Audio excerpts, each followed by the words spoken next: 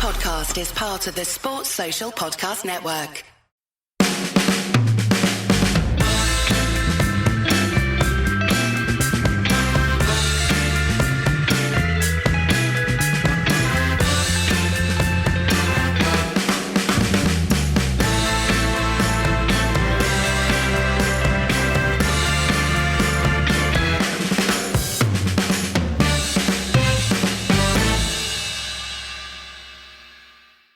Okay, Daniel, we are talking the day after Luton 1, United 2. You were at Kenilworth Road. What was the experience like? I've never been there. People say it's special. I hadn't been either. No, it's always good to tick one off. And I guess that ground is sort of one of the kind of almost iconic grounds of my childhood, because plastic pitch, banning away fans. And that was like, I mean, obviously, I'm too young to remember Radiantiche, which was at May Road, not at Luton, but I'd always have a soft spot for Luton for relegating City and David Pleat. And David Pleat actually was a major figure in my household, not because you might think, because he was basically the only Jew involved in football in a non-ownership sense at that time, but because I remember he got fired from Tottenham and I was sitting on the floor in the kitchen reading The Guardian. That's what I used to do in the mornings, like have the paper like out, and because I was a kid and I'd be like turning the pages or whatever, like walking around it while it was lying flat on the floor. And I go, Dad, David Pleat's been sacked from Spurs. What does it mean to be curb crawling? And my dad goes,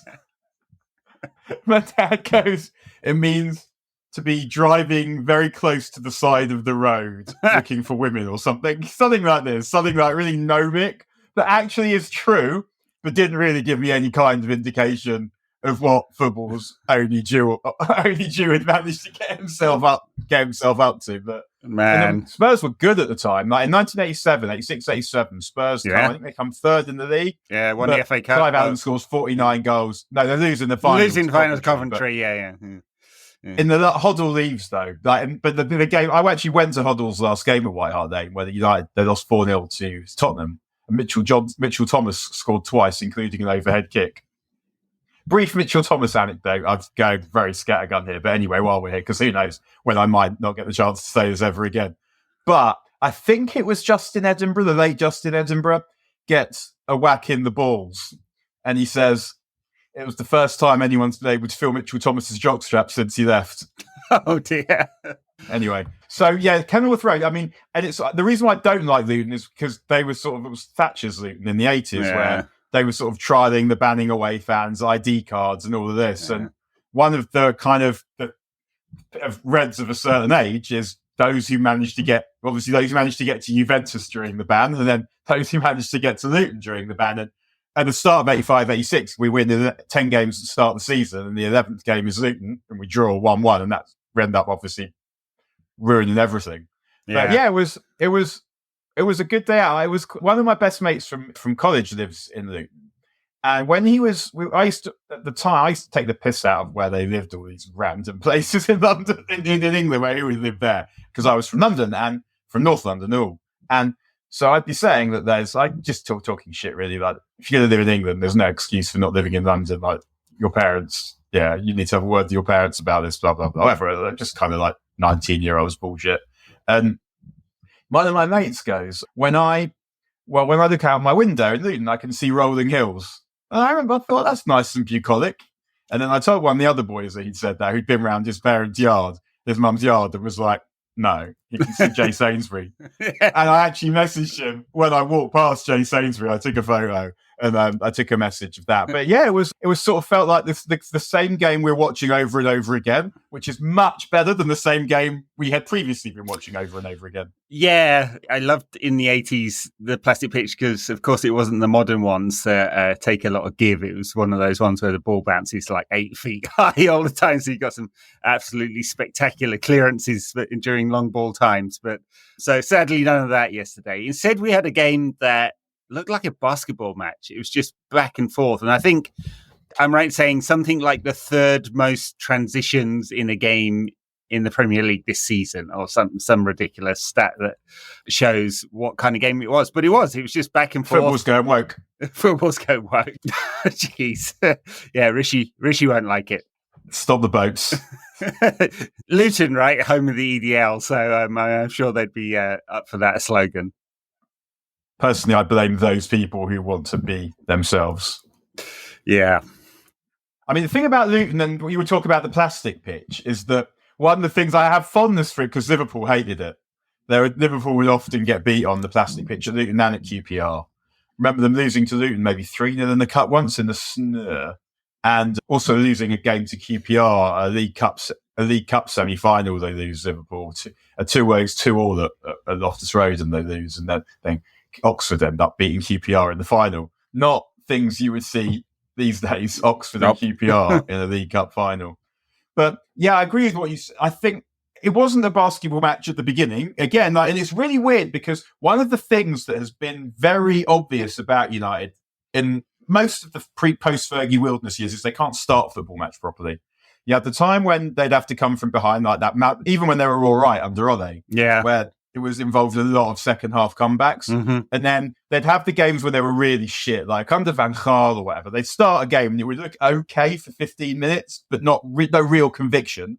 And then they wouldn't score, and then it would look appalling, and yet the same subsequent to that. But what we're seeing now is, we know we can attack, we can score goals. Yeah. Our fast runners up front are faster than all the fast runners, more or less, that the other team have. They're not just fast for people; they're fast for fast people, and they're playing with aggression. And it's tied that way as well. Lovely to see. There was a lot of criticism of Marcus Rashford I saw online. I didn't really get that because although he didn't come off for him in an attacking sense, I thought it worked really hard and the ability to press high, all three of them doing that really well. You could have a different question about Garnacho's defensive work, so I don't think it's very good. But that is creating chances for United, and they started that game, as you say, aggressively on the front foot. Obviously, 37 seconds in was pretty good, and it just didn't continue after the Luton goal. I mean, all the action came in those 3 minutes, and then you look at the number of shots Luton had, and I guess you look at it and go, well, United were right on the edge, but it looks exactly the same as recent games. So in the games against Spurs, Newport, Villa, West Ham, and now Luton, the opposition and Wolves, the opposition has had between 16 and 23 shots against United in each game. That is totally unsustainable. It's just like Luton were at 2 XG yesterday, so we were fortunate that we got away with that one. But it's not like it's not a pattern. And I think the thing that really strikes me, and I was looking through the data of, if you look at Ten Hag's last season at Ajax, all competitions, they averaged over 60% possession. They never dropped below 53%. This was a possession-dominant side in every kind of sense of the word. And United are almost the complete opposite. They're playing pure Ollie ball right now. Like the direct transitions, you wouldn't call it direct football because they're not lumping it forward, but back to front really, really quickly. Had just 42% possession yesterday. This is a complete turnaround in style. And if it means United qualify for the Champions League, all well and good. Erik has made this decision. This is coaching. But it does mean United are very open. And I think in games against better opposition with better forwards who take their chances, it's going to be, you're going to be pretty worried for United's sustaining that kind of approach. But it worked just about against Luton. Yeah, I think that what you say about the start is interesting because it's still not totally clear what the end goal of all of this is. And what happens is, so what we've seen over the last few weeks is enough of the good players are fit so that the team are better now. He's got the front three right in the right places. And we now look like we're going to score. We're playing good football. Like the movements around the box are quick. They're not laboured. They've got ideas. It's good. Yeah. But are we saying that, because we're still seeing some of the same problems, like dickheads striding through the midfield, still happening a lot. They're still having, like the defenders defended well yesterday, but pretty much, but apart from the goal, more or less, but they've faced a lot of pressure. Mm-hmm. And so what are we saying? Are we saying in order for it not to be like this, we need a replacement for Casemiro? We need someone who isn't Casemiro in midfield, who isn't any of the players in the squad, and then we'll be able to control games, or then because previously we were waiting for all the players to be available for us to control games. we're still struggling to control games. And even when Martinez played against Wolves, we were good for an hour or whatever. And then we struggled. Yeah. So, yeah. And it feels to me like, actually, is this just Ten Hag, the way he's telling them to play right now, or the way he wants them to play? And we've been talking for the last bit of time about, is he going to survive this season? And it's now, to me, and I was sort of leaning, he'll survive the season, obviously, and then I was sort of leaning, no, it won't be good enough for him to keep the job in the summer. And now I'm actually sort of revising that. And I think it might be good enough. I think he might do enough between now and May to keep his job. I think there's a pretty good chance we'll get top 4 now. Tottenham and Villa were always going to drop because they're not championship teams. So why would they deliver championship form? They won't. They're shit. I mean, they're obviously better than other teams, but I mean, relative to where, like Tottenham are fucking shit. And so I think we should be able to catch one of them. And so now I'm thinking, I think Ten Hag will probably do well enough so that they won't have to fire him. Sure, yeah. The question is he actually the right guy? I think there's a broader question, which is what's he trying to do here? Is he the right guy is another thing, but I've come to the conclusion that this is deliberate. He has got them playing this way, and it may well be partly about Castifiore, but I don't think people are striding through United's midfield because Casemiro's legs have gone. I think people are striding through United's midfield because they throw everyone forward in these fast transitions and they're unable to stop it. Now, if you had let's just say, peak N'Golo Kante in there, who's able to do two positions in one, able to cover the space, then that might allow this football to be played without it being quite so dangerous on the counter. Because that's where United, all the United's chances given up come from. And so it's partly two things. But I think this is the plan right now. I mean, we've been saying, hey, are we going to see a possession-dominant team? Isn't this what Ten Hag wants? But we've been saying it for more than 18 months, and we've never seen it. So, so you start to think... That's the kind of thing. Yeah. Where does he want it to get to? Because this is what you see also. I agree with, you're seeing a team where how are we trying to score goals? We're mainly trying to score on the transition. And then when you think about who are the best transition team in recent times, I would say Klopp's Liverpool. Yeah. Because what they could do was they'd nail you in transition, but then you couldn't get out. Yeah. And what we're struggling with is that second bit. Yeah. Where we're not sustaining the attacks in quite the same way. And why is that? And is it just because we don't have a better athlete than Casemiro? Or is it because is it because of something we're doing with the fullbacks? I'm not quite sure. Because what Liverpool had, the way they made that method work was they had a centre forward who came into midfield, wasn't really there to score. We don't have that exactly, although on Hojlund, we'll come back to him, but his hold-up performance and bringing people into play, which we've said is untidy, yesterday was by far the best performance we've seen from him at that. Yeah. But at Liverpool, they had a striker who comes into midfield. Midfield has 3 just colossal athletes in it. And then 2 fullbacks who are getting forward and basically acting as the playmakers that you don't have in midfield because you've got athletes. Now, United aren't really ever going to have the players to make that work because Hojlund doesn't play like that, like Firmino. The wingers are never going to score the goals regularly that Salah and Mane did. Mm-hmm. And the fullbacks, and we have Bruno Fernandes. So what team are we trying to become? And if we're trying to become more like that kind of team, then I guess, can you become that kind? I don't believe this idea that Bruno Fernandes doesn't have any football intelligence and you can't have a good team with him in it. But if you want an ultra-aggressive counter-pressing team, then he can press, but it feels like it needs actual physical strength and size as well. Yeah, I don't think Ten Hag is trying to produce Liverpool.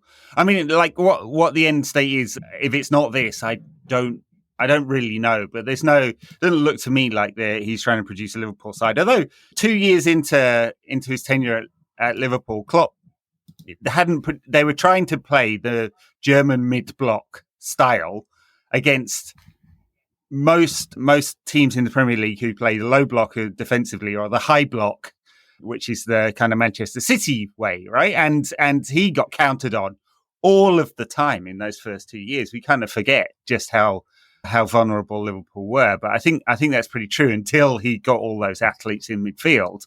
and kind of was able to change it around, got players he wanted in there. So anyway, I don't know exactly what Ten Hag's trying to do. I'm pretty sure he can't do it with Casemiro. There is a question about Bruno, and I certainly, before I get all the tweets, I'm not saying that United have to get rid of Bruno, but it does seem like he's a very binary player. When they ask him to play a bit deeper in midfield, as happened a lot last season, United didn't get counted on in quite the same way. Our defensive performance was actually pretty good last season, but he was unable to make the same kind of chances and definitely didn't score goals. It just seems like he was neutered in order to get him into a more possession-dominant style. Now we're playing transitional football. That's perfect for Bruno's sort of spray and play style of passing. He gave the ball away 17 times yesterday. Spray and play. Pray. Spray and pray.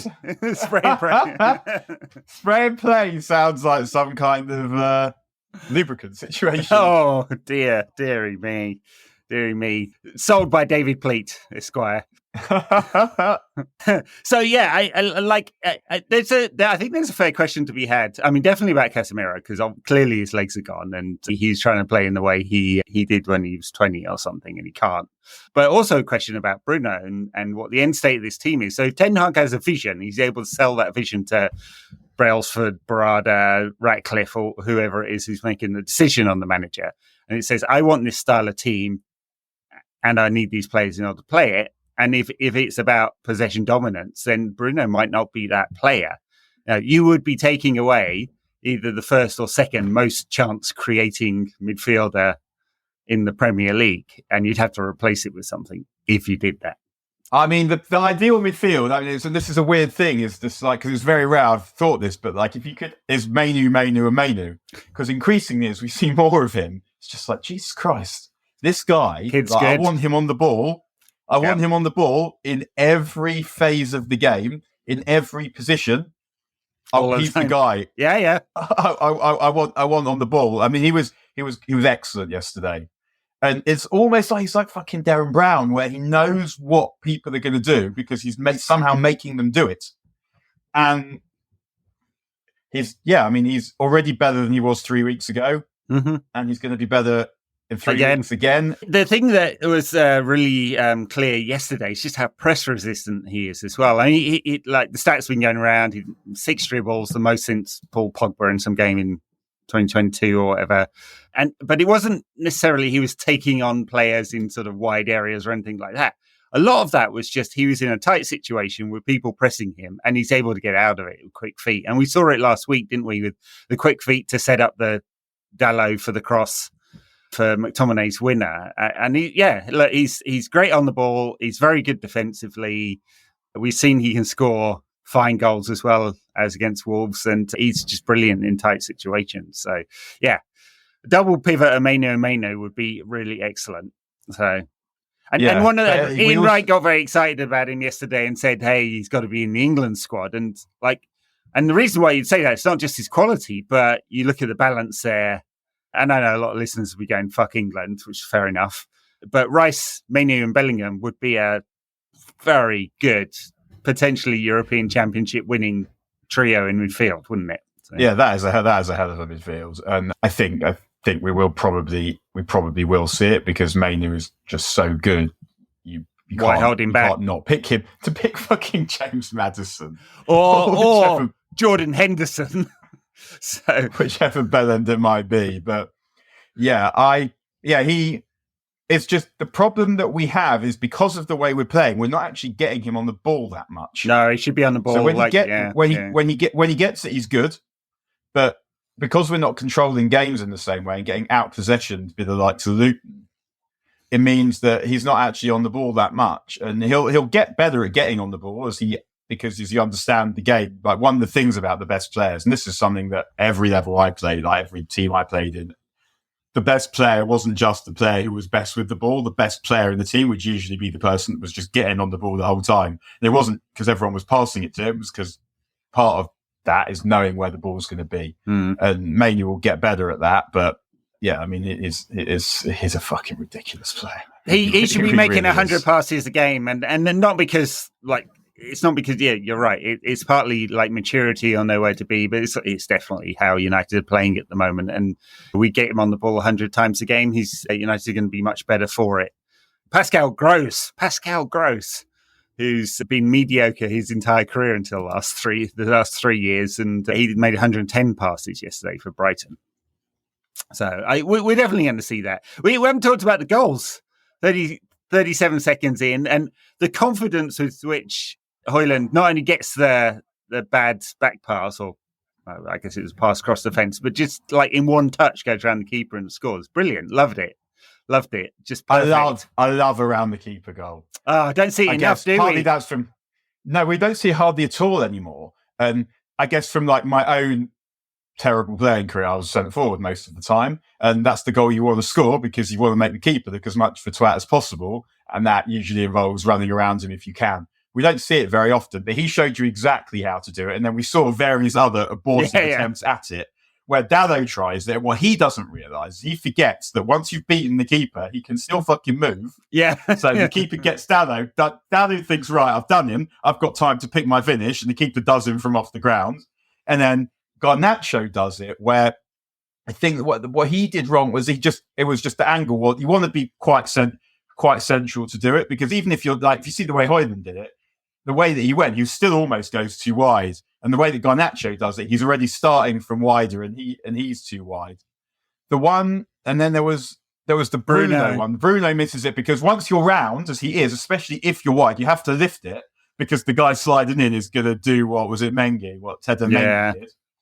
And I actually thought the chance that Hojlund misses, that wasn't a rounding the keeper. That was actually a good effort because he does try to lift it, and the keeper's really close and it hits him on the body.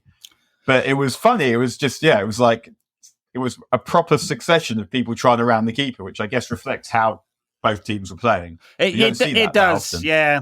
And then United had 5 big chances yesterday, and those are 3 of them right there that we missed. And clearly it could have. I think it's the ones at 2-0, where I think we had 2 chances. 2 of those came at 2-0, and that would have, or at least one of them came at 2-0. Maybe there's another chance. It could have killed off the game right there and then, and it wouldn't have been as much of a contest. But anyway, that was the first goal. Second goal, why am I forgetting? Who scored the second goal? Hojlund again. Hojlund. This is a brilliant goal. Yeah, this is a fucking brilliant goal. They both were. I've got a Hojlund song. Go on. Was it on the terraces or? I haven't started. I wrote it this morning. You're debuting it now. Hi ho, Rasmus Hojlund. Everywhere he goes, there's aggro. I forgot the second bit. You've forgotten the second bit. I'm going to have to go. I don't think we could go as far as to call this a verse. I think more a line. Okay, I'm going to find it. Okay, here we go. Hi ho, Rasmus Hojlund. Everywhere he goes, there's aggro. Goes flying, keepers trying. Everywhere he goes, and it's obvious. An exclusive there. We'll see if you can get it onto the terraces next week. So me and our group, the Anderson song is ours. Nice. I don't know if that's a good one or one to be proud of or not, but yeah, he shits on Fabregas. Yeah, that was the way to Leon in 2008. Nice. But what I really liked Hojlund's interview afterwards, what I really like about this guy, he wants to score goals. Yeah. And the first goal showed that, but there was also he's always trying to score goals. And sounds like a bizarre thing to say, but we haven't really had this in the team since Van Persie. Even Mason Greenwood, who is a natural goal scorer, he wasn't really trying to score them. He was letting them come to him. And if they did happen to come to him, he would deal with them. But this guy wants to score goals, and he was absolutely exhausted with 10-15 to go because he flogged himself into the ground, and he is still leading the press. Yeah. He's still schlepping others forward who are less tired than him. I haven't seen the distance covered, but my guess would be he covered a lot more ground than almost everyone, and definitely in sprints. He absolutely flogged himself into the ground yesterday. And his interview afterwards I really liked as well, where he's basically... He says that the presence is immense. He says, talking about the away fans, which again is one of those nice kind of lines you hear from people speaking a language that isn't their first one. Then he says, we have to deal with it with Manchester United. Explains the goal really simply. He knew he was going to have to go past him. He's very quick. Dragged it one side, bang. And he said the chest, he said he's been working on not those kinds of finishes, but using that part of his body. And then what's his name? Dave Jones goes, it was an incredible reaction. He goes, yeah, it was an incredible finish, to be fair. Which is also, again, just people who know how good they are, and they don't sound like dickheads when they say it, because they're still nice lads. They just know. It's 12 goals this season now. And so, 5 in the Champions League, 7 in the Premier League, and what looked like a difficult start to his time at United is looking to be a very productive season. He may well end up with 20 goals in all competitions, something like that. Still in the FA Cup. We've got, another 13 games in the Premier League, something like that. That's going to be a great... I mean, there are not many 21-year-olds who score 20 goals across all competitions in their debut in the top 5 league. I mean, it's going to be a really good performance, and it may have taken him a while, but we can also say if he hadn't started the season with that back injury and come to the club with a back injury, he would have got moving earlier, and we'd have seen the player we see now, which is a very good player, or very good all-round forward. So. You said last week that you didn't think he was a world beater. Was it last week or the week before? And obviously, you would always sort of try and say that about people to be sensible, but just more and more with every game, really, he just looks like a better and better player. And the thing that I thought might hold him back, but I always thought, his touch. I didn't think his touch. When I first saw Elanga playing at that level, I thought, goodness me, you're not going to make it because the touch isn't good enough. Hojlund's touch is better than that. It's a bit more. It's still a bit erratic, but it's still a bit more consistent than Elanga. So I never thought that the touch would be something that I would say that's going to hold you back, and you're not going to hit the level that you should. But actually, it probably just is better than we had seen so far. Because in the game Wolves and yesterday, it felt like actually, this is excellent. Few and moments, the power and the pace, and the eye for goal. He's got them. He's got all of that, and then there were a few moments yesterday when he was able to wriggle out of tight situations and come deeper, and you think, okay, yeah, more of an all-round player. I'm not getting super excited just yet, and clearly he's going to have to add even more goals to be a striker at United that is challenging for Premier and Champions League trophies, but we're way off that anyway. And he's 21 and he's doing more. Like, if we're making the comparisons, since the alternative was Harry Kane, he's doing a lot more than Harry Kane was, because Harry Kane was on loan at Millwall when he was this age. So good for Rasmus, and he's scored more goals than a lot of very big name strikers if you go through the list this season. So he's doing all right. Yeah, I think Luton actually a quite good team, I thought. And because I said that last week, that I watched them, I thought they were the most likely of the teams to stay up. But when I watched them last season, it was just long balls into the box. And it's not that now. Whereas now, it's not. It isn't that now. I'm really pleased to see Ross Barkley actually playing so well, because he's someone I thought was a proper talent, and it's taken him a while. It feels like he might be getting there now. But I think what we see with Luton is that if you want to play the way they want to play, so you need teams to be full of big lads, basically, who can run fast. Thing is now is that all the big lads who can run fast can play, because there are more good footballers in the world than there's ever been. Everyone you see on the Premier League pitch now can play. They're players who won medals for United, like David May. He probably wouldn't even play in the Premier League now. Like Carl Rutt wasn't fast, wasn't that strong, particularly wasn't good on the ball. Probably wouldn't even play in the Premier League now. But what you're seeing now is there are so many good players around, and almost all of them are strong and fast, and almost all of them can play. It's not like, oh, well, he's a donkey. You don't have the There's same not a lot level. of donkeys, no.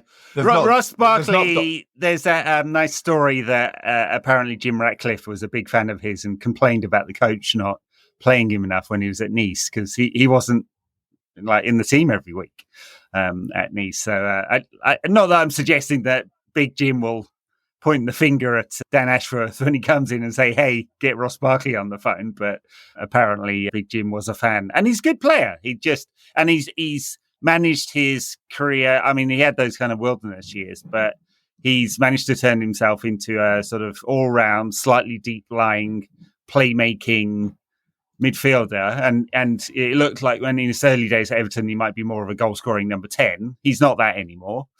But I thought he'd be like a box to box, like Gazza. Yeah. Like he was He reminded me a bit of Gazza, the way he ran with the ball. There's a game where Everton play away to Newcastle in 13-14, and have a look at that. And the way that Ross Barkley played in that game, it felt like, oh my, when you see a midfield player running with the ball like that, with a kind of slightly bigger build. I mean, he's not as powerful as Gazza was. Anderson's a bit like that as well.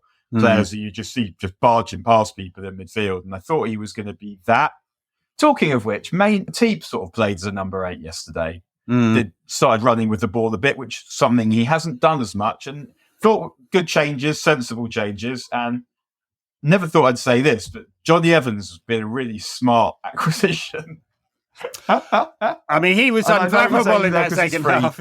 Yeah, look, I mean, he was unflappable in that second half. Harry Maguire lost the run of himself. And we should talk about some of the details around the cards and stuff like that, because that was kind of interesting. But Harry Maguire's really struggling with people running at him. Like, it's just so classic Harry Maguire to turn up with like your new haircut. And he's got like, it's not, I know it's on the slab head thing, but to me, it's never exactly been the size of the head. Is more the shape of it, where it's like massive and bulbous, and then it sort of tapers, but particularly tapers like at the nape in quite a peculiar way. And also, he's wearing like those buttercup boots, like what's his name, like Thomas Kuszczak did. It's just why are you doing this to yourself? You're a centre back. You're not like you're meant to be that kind of centre back. But you're wearing yellow boots and getting, I can't. But there was that moment at half time, right, where so McTee comes out and you're like, well, obviously that was going to happen because Casimiro's got to come off. Yeah. And then fucking Evans comes out. And then you have like an awful 10 minutes where you don't know, as Varane like jiggered his groin again. Yeah. Hopefully it's Maguire being taken off for everyone's own good, but you don't know. It might be Varane. So soon, like, we're all looking over to the tunnel at the second half, and Varane was excellent yesterday, and so was Evans. And Evans is much better, much more commanding and dominant in the air than he was when we had him last. But I would say that if Martinez is injured, he's probably the one I'm picking next to Varane. It feels like a better balance. He just doesn't panic, and I know he's 35 and not quick, and that makes a difference. But United are not trying to play a high back line at the moment and press high up the pitch, so it's all right. And for all the praise Harry seems to get amongst these various boosters in the media, it was dreadful yesterday. He was dreadful. He shits himself anytime someone's running at him with the ball, and it's for an £80 million player. That's definitely not good enough. There will always be. It feels like in every game there's a moment, even if the ones where he plays all right. There'll always be a point where he endeavours, to shit on himself, and it's just. Well, it's dribbling down his leg yesterday. It was that bad. Casemiro, it's an interesting one because the second it's obviously a yellow card. He's lunged in, he's caught the guy on the top of the foot. It's just, there's no debate about that. The first one, though, it's just a trip. When they show all the... It's just not a booking. It's just so soft, and I think the referee kind of knew in the back of his head. And then he books Kobbie Mainoo for the cleanest tackle, the cleanest slide and hook, and run away with the ball. Just perfect execution of that skill. I was just like, what are you doing? Have a word with yourself. Not as bad a refereeing performance as, who was it reffing the Sheffield United Brighton game with the tackle on the upper thigh? The best part about that, I mean, I shouldn't laugh because it's horrendous. It's millimeters away from potentially breaking someone's leg. Sheffield United player flies in and then looks absolutely shocked. He doesn't quite pull a Casemiro. He should have spun round a couple of times, didn't he? And to pull off the full meme. But he looks completely shocked, like, what are you talking about, ref? And then you see the still frame and the ball is like a good yard and a half away while his studs are fully on. I think Mittoma's upper thigh, horrendous. And the referee, like, what is it? Is VAR's done this, right? It's a bit like in cricket where they're happy to just go to the DRA. And in cricket, umpires kind of like it. In football, I feel like some of the referees are like, well, VAR will save me on this one. Well, that's it. I said this on Twitter that what that tackle, what did he think he saw? Like, even if his angle was a little bit unsighted, it's not like I'm not dissing him for not seeing it. If he couldn't see it, he couldn't see it. And it's just, I'm intrigued as to, did you really think, well, VAR, if it's a proper red card, VAR will save me, and if it isn't, if it's marginal, I might as well keep him on. I don't necessarily object to that. It's just I want VAR out the game, not in the game, and I guess there'll always be consequences of something, of having this other authority that is there to save the referees. And then you think, well, what's the point? What's the point of VAR? Because in cricket, they're always quite clear: it's to get rid of the howler. Yeah. In football, it's to sort of stop games being decided by incorrect decisions. It's not to re-referee the games. But that's pretty inconsistent, isn't it? Because here he's going, well, because I don't know, if you look at it, it doesn't really look like he's unsighted, but maybe the player's just in front of him. But if he has gone, well, they'll always call me over to the VAR. They don't do that for some decisions, though. So if that had been a second yellow card and they're not converting it to red, but it wasn't properly a yellow card, they're not going to re-review that. It's not like Castifiore does get booked for that, gets sent off. The VAR's not going to go, hang on a minute, mate, I've just looked at your first one, it's really soft. So, like, one decision's right and the other's wrong, but they're only going to correct one of them. So before we move on, we should talk about Hojlund's second goal. Because there was a little bit of a debate about whether he meant it. He obviously meant it. And it's a bit of genius, really, isn't it? To, in the moment, realise where you are, where the goal is and where the ball is in order to deflect it like that. Yeah, it's a great goal. And he when they asked him about it, he was very clear, like that he'd done it on purpose. And yeah, I mean, he also said that he's playing with confidence at the moment. So those kinds of things go in for you. But it's a brilliant goal. And it's also just shows you just this different kind of thing that he's capable of, like a wit, football intelligence, and the ability to execute. And this is the thing I most like about Garnacho's, the ability to execute difficult shit in a composed manner at high speed. And both of them. Garnacho really didn't execute it all yesterday, did he? But I mean, I like the balance of United's forward line much more with him there rather than Anthony, obviously. And that's not just to bash Anthony for the sake of it, although I like doing that. It's more about it just does everything with speed. He speeds the game up, doesn't slow it down. And I don't think his shot was heading in yesterday, was it? But Hojlund, just right place. No, but he knew the geometry. You shoot. That's what can happen. Yeah. If you don't shoot. I remember when the first time when I saw Mourinho's Chelsea, not the first game where we played them because they hadn't really become Mourinho's Chelsea yet. But I just remember thinking that almost every attack they had ended with a shot. Sounds so simple, but it just makes sense. And it ended with a shot being deflected in from Frank Lampard, daisy cuttering one. Because yes, exactly. And some people that they don't agree, though. They only shoot if there's a good shooting opportunity. Otherwise, you've given the ball away. And this is back to this kind of team that United are, that we've got players that try and speed the game up. Marcus Rashford and Bruno Fernandes are there to try stuff, to do stuff, and Garnacho also.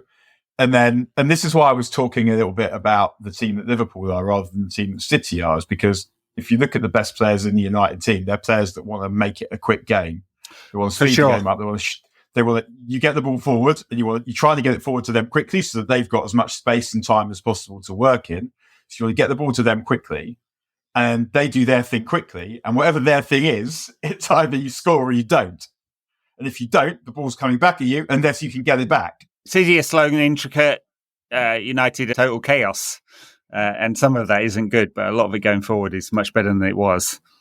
And I mean, like I think you said last week, teams now have scored at least twice to beat us, and it's looking like what do we have 35 goals and positive goal difference now. Woohoo!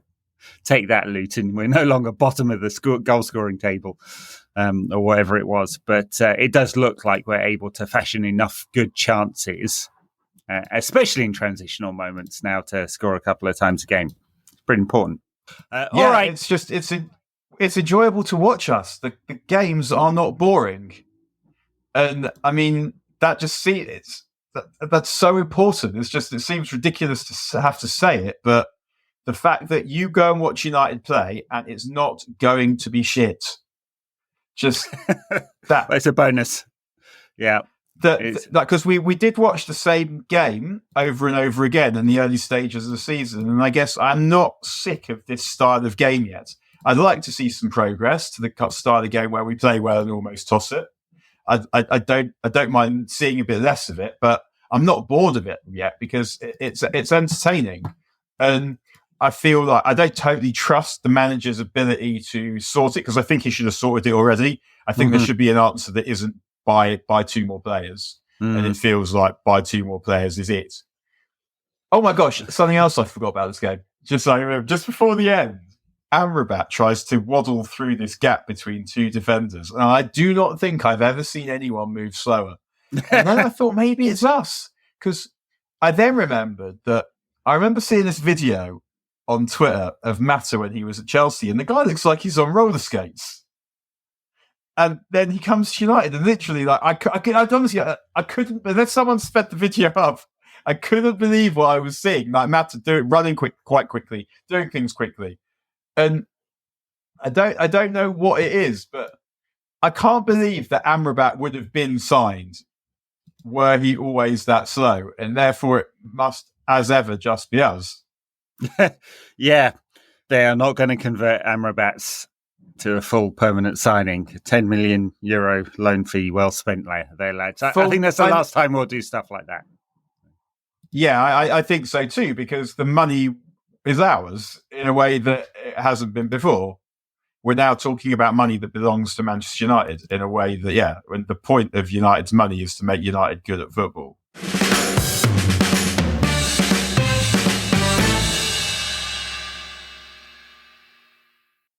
That's a good segue to talk about Dan Ashworth and Jason Wilcox and some of the moves behind the scenes on the football operations front.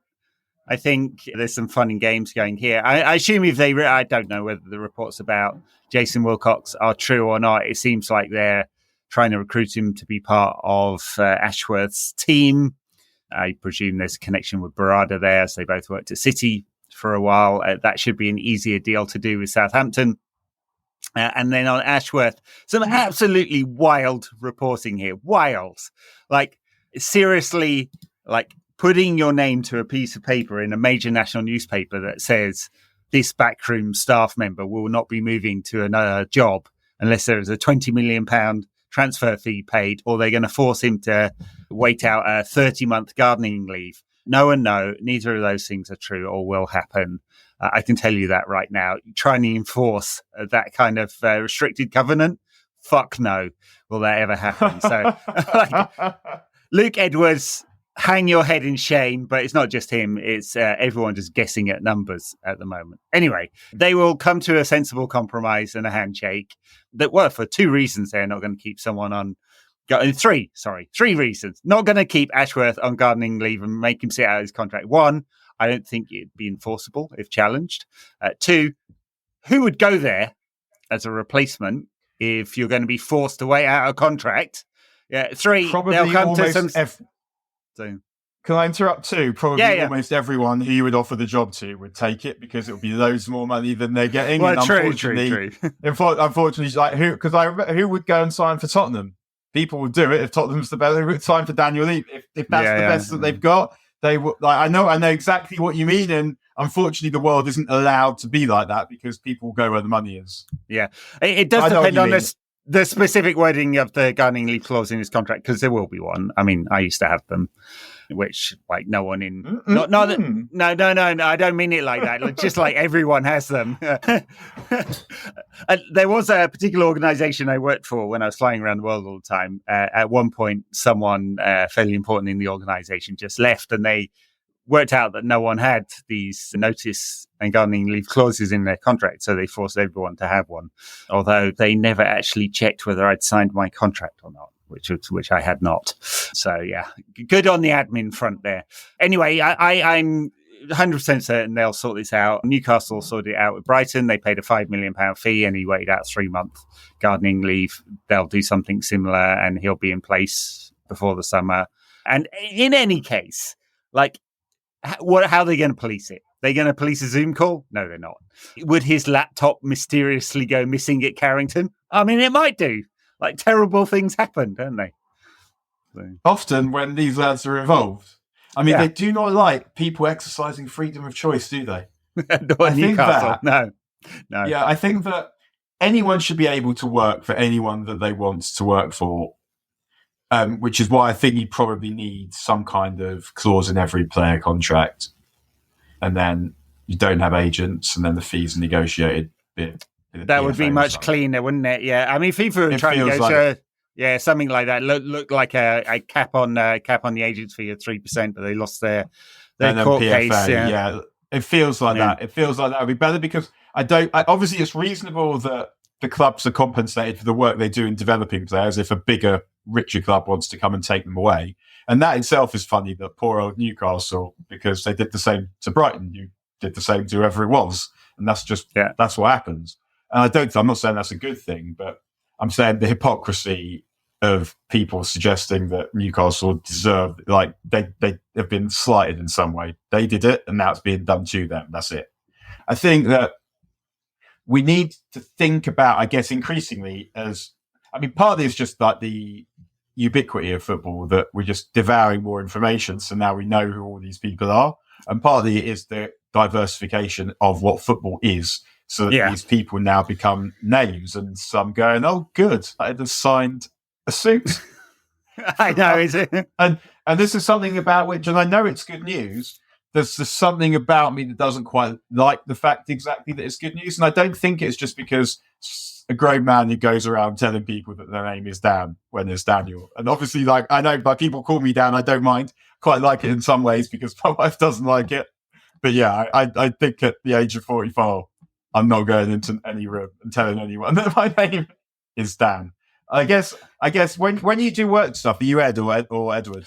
No, I'm always Ed. Edward always felt too formal for me. So at some point, I'm sure when I was a kid, I was Edward, but just all my adult life, I've been Ed, basically. Were you ever Eddie?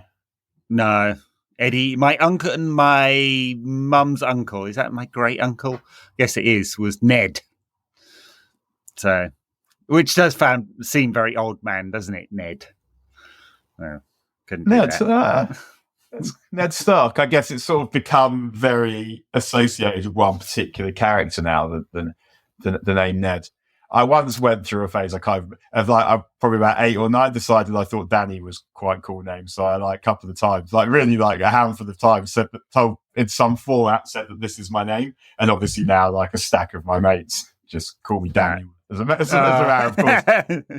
But literally a moment of youthful stupidity that did not last very long at all. No, you deserve a slap for that. No, Danny's not. Yeah. There needs to be, I guess, some kind of, but this is going to happen more where suits are getting poached. So there needs to be a way that this stuff is dealt with. And I don't know if it should just be they get to go and work wherever they want, because that does make sort of stealing of secrets quite easy.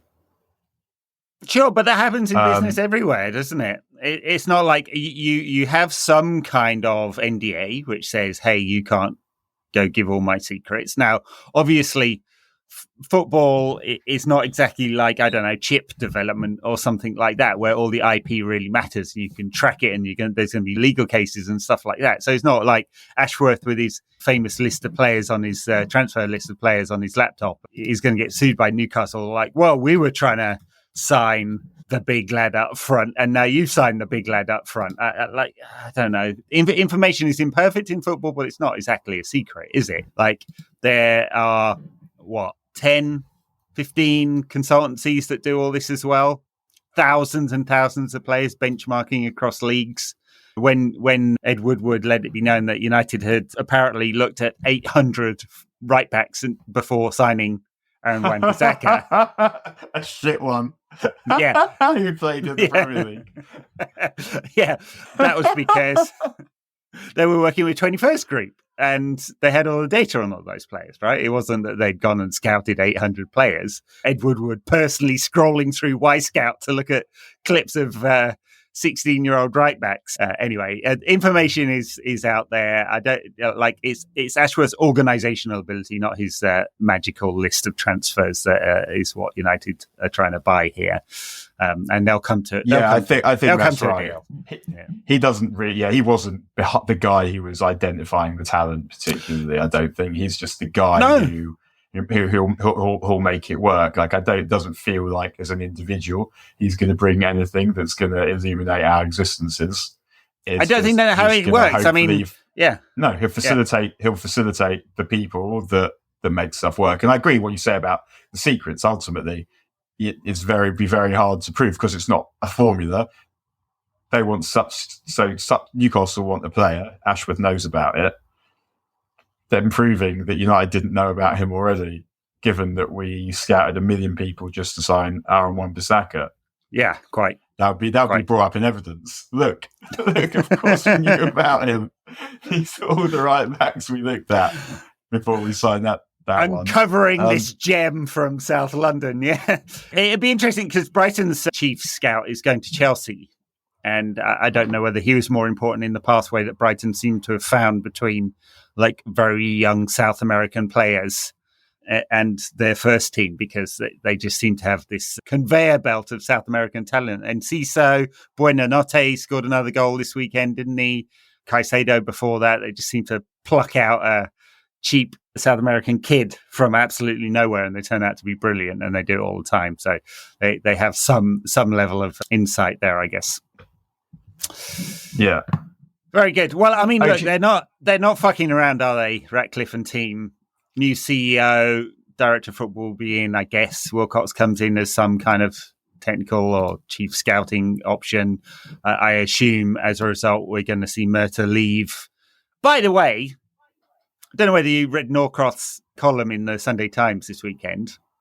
Absolutely magic anecdote in there about how United had tried to sign Harland when he was at Mulder. This is 2018. So he was, 18-year-old or 17 or 18 years old. And Murtough was head of development at the time at United. That's where he started his career until the Peter principle kicked in and he got over-promoted at United. And anyway, so Murtough was they'd agreed a £5 million fee with Mulder. Murtough had to call at 9 o'clock to go, yeah, we're doing it. Red Bull Salzburg were also interested, or RB Salzburg, which, of course, where he ended up. Murtough didn't realise that Norway was 1 hour ahead, and so didn't call at the right appropriate time. They didn't get the call that they were expecting, and so he signed for RB Salzburg. There you go. Thank you, John Murtough. You didn't occur to you. Oh, man. That's phenomenal. I mean, it's such the Hall of Fame is so extensive that it's hard to know even where to begin. It's just not a Hall of Fame. It's like a hall full of doors that all open up into other doors and piles halls of doors and doors, and just like the kind of like a nightmarish thing where every time you open a door, you enter an identical hall full of doors, full of John Murtaughs. Yeah, well, he'll be gone at some point, I assume. Although he is apparently a phenomenal networker and ingratiates his way into various people, which is why he survived in this industry for so long. Phenomenal networker. Yeah, apparently. Yeah, it's what you need in football these days. I have had an update on some news. Unai Emery said at the weekend he was fantastic talking about Ollie Watkins. The best action was in the first half where he created a chance to tee them off. And so this is a good deployment of action because it tells us it's not just about defensive work. No. It's also about just like... He did a thing. It is, because there isn't actually a football word for it. And I don't think action is a good one. And I guess maybe it's people who don't have it in English who've been forced to say, you guys don't have a word for this. And this is maybe it's the one that's most similar or the most similar translation, or I don't know. But the best, the best contribution was in the first half. I guess you might say contribution. But yeah, football doesn't exactly have a word for it. Play, American sport, the best play. They would. That doesn't sound right, does it? And also, I got I got an email from PR thing today for London Fashion Week, and it has been a tremendous day for Little Trousers because Mikel Arteta has picked Pep Guardiola to be voted best dressed Premier League manager. Mikel Arteta and his little balls. And this is Little Trousers. I mean, what? I mean, it is a tremendous day. For Little Trousers. But I mean, I don't think anyone else can wear them. I don't think anyone else is quite little enough. It's not really fair. It's not really. I'd fair. like to try pulling those on. Who's got tremendous thighs in the Premier League? I guess Harland does. Mark Hughes. Mark Hughes. Oh God! Imagine try pulling those on Mark Hughes. He'd be like the Hulk ripping through them, wouldn't he? There was a lad I knew whose mum we used to call thunder thighs, and also Sparky. Oh man! Would you like to name? Who's the lad who was he one of the lads who called you Danny? It was no. It was a friend of a friend actually, but yeah. All right, we'll do a preview midweek of next weekend's game because I got a whole week off now. In order to and all we'll have to talk about all week is how much compensation we're paying for Dan Ashworth, a suit that we now have a transfer market for. Apparently, sad times. What has football come to? Good to talk to you, Daniel, there with Tintin in the background. You never thought of doing a Tintin quiff for YouTube viewers? I don't know if I've quite got the thickness for a quiff. I mean, I do like Tintin, but this bag actually contains biscuits that I'm not allowed to eat. It came my wife whenever she goes to Belchester, Brussels for work sometimes, and she brings back these biscuits that I'm never allowed to eat, and there are some, and they, for whatever reason now, I think they came in the Tintin bag, and I'm like, well, I'll have the Tintin bag then if I can't have the biscuits. And I actually think there are biscuits in there, and that sounds I'm not allowed like to it. eat them.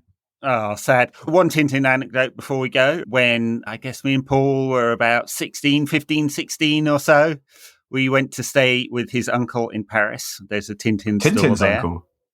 Not Tintin's uncle, Paul's uncle. Tintin's uncle would have been, his fictional uncle. We visited the Tintin store, no idea if it's still there, and I opened a book, which was a porno Tintin, and there was Tintin with an absolutely massive boner about to give it to Castifiore. I was like, oh my God! Well. So it's great.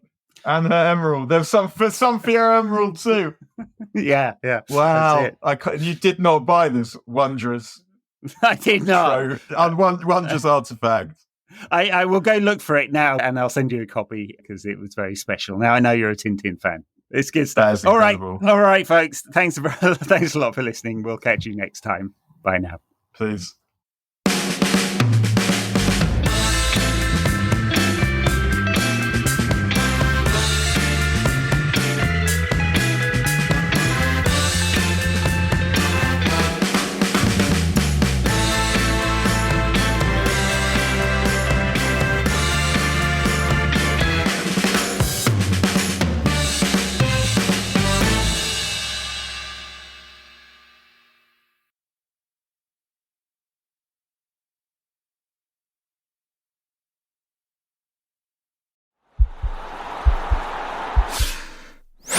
This podcast is part of the Sports Social Podcast Network.